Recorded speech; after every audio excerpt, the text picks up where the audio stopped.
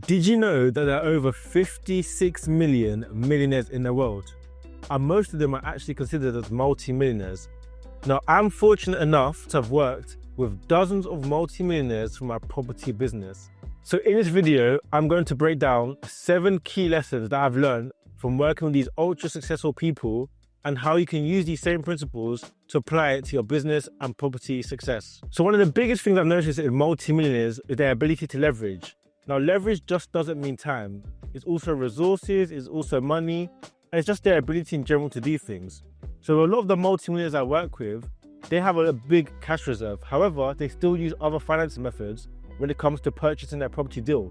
I even saw a few years ago an article on Elon Musk, who's actually a billionaire, about how he still gets a mortgage despite having the cash to afford any house available in the world. And this is all because of their ability to leverage. They understand that if they use their resources elsewhere, they can make a bigger return on their time or capital depending on what they're investing in. So see how you compare to yourself. What can you now use to leverage your time, which is your greatest asset? So the second thing is their ability to work with time. Now, with multi-millionaires and what I call high-ticket clients, they're the fastest and most easiest clients to work with because they value speed, as time is their most valuable asset. I've seen these multi-millionaire clients close on a deal within 24 hours. That same deal, another client might take weeks just to close on it. And it's because they know that a missed opportunity is no opportunity. So the second thing that I've noticed with multi-millionaires is how much they value speed. Now, a lot of them see time as their greatest asset. So they're able to transact on deals, reply to conversations as quickly as possible. Now, in terms of property, I've seen investors close on deals within 24 hours. Most clients take weeks just to get back to me over one deal. But these multi-millionaire or what I call high-ticket clients are the best to work with because they can make a decision like that.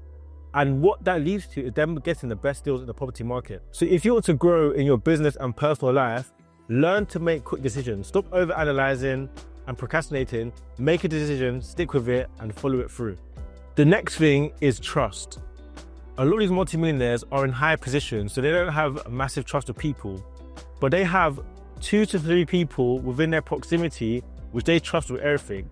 And that's why you see most of them, they have executive assistants who have access to their address, their bank details, and they can even make payments. And all of this is just done through trust. Now, this is so crucial because having people in your circle which you can trust will allow you to now focus on the high revenue generating tasks and get all the other stuff delegated, which will allow you to move forward into your property and business success. So if you're looking to work with your clients, think how you can build trust. Always make sure that you deliver on your promises, you're on time, and you're working with them in the most confidential way possible to avoid anything getting leaked which might compromise their identity or where they're purchasing in the property industry. So as trust is their biggest foundation, when you're working with your clients, make sure that you're always over-delivering on your promises, you're always on time.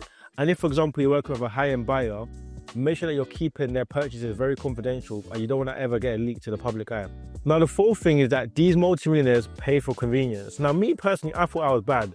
There's so many things that I pay for when my friends are like, Denzel, why are you even spending money on that? But these guys pay for everything, from having cleaners in their house to having personal chefs, personal trainers, personal dog walkers. And again, these services aren't just like the basic £100 per month. Some of these services, they're spending thousands of pounds a month because they want premium. That's because they pay for convenience and for expertise. Now, tying that in with sourcing, they haven't got the time to find the property deals, to make the analysis, to find the best furniture, to find the best schools. So if you're not offering a service to them, think how can you now and make sure that what they're paying for is worth what you're offering. And that way they'll be able to spend tens of thousands of pounds on you without any hesitation. Now this leads on to the fifth point, which is delegation. So a lot of these multi-millionaires understand that they're only experts in 2 or 3 major things. And the rest of these things they delegate. And that's because they now hire a team of expertise who are the best at these things to allow them to have a more efficient business. So for example, if there's a multi-millionaire who's amazing at sales, they now have a team of operations, of legals, of finance, of staff, of HR. Again, all these things in place which will now allow their business to be a lot more efficient because they're hiring experts in each part of the business. So if you're looking to scale your business, you cannot be your biggest bottleneck. Identify what you're best at and delegate the rest. But make sure that when you're delegating, you're also looking at the people who you're delegating to understand that if what they're offering and what they're delivering for you is actually worth replacing you. So my rule is, if whatever I'm delegating, that person has to be better than me at doing that role. That way we can achieve a lot more success down the line. Number 6 is their ability to invest into themselves. Now, not only have I seen this amongst multi-millionaires, but also my most successful friends who are maybe at the millionaire stage or the multi-six-figure stage, is their ability to invest in themselves. And I've also been able to adopt this trait since working with them. A lot of the individuals, when it comes to purchasing things such as masterminds, the best PTs, going to the most expensive gyms, they invest in this without a second doubt because they understand that the best investment that they can make is in themselves. Now, I have one client who spends over £20,000 every single year on their health. Why? Because they know that their body and their mind is their biggest asset. So when you're about to make an investment in yourself, see it as a big ROI that will last you for the rest of your life. Don't be afraid to invest into yourself, as I'm sure that this will take you to the next level.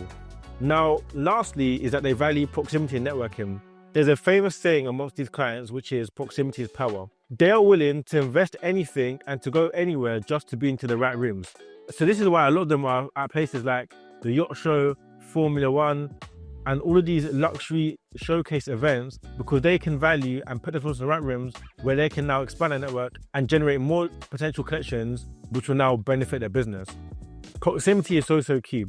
Even myself, this year alone, I spent over $30,000 just to be in the right room, and that has been a massive ROI in my personal business and in my life. As you guys know the cliche saying, you're the habit of the 5 people you spend the most time with.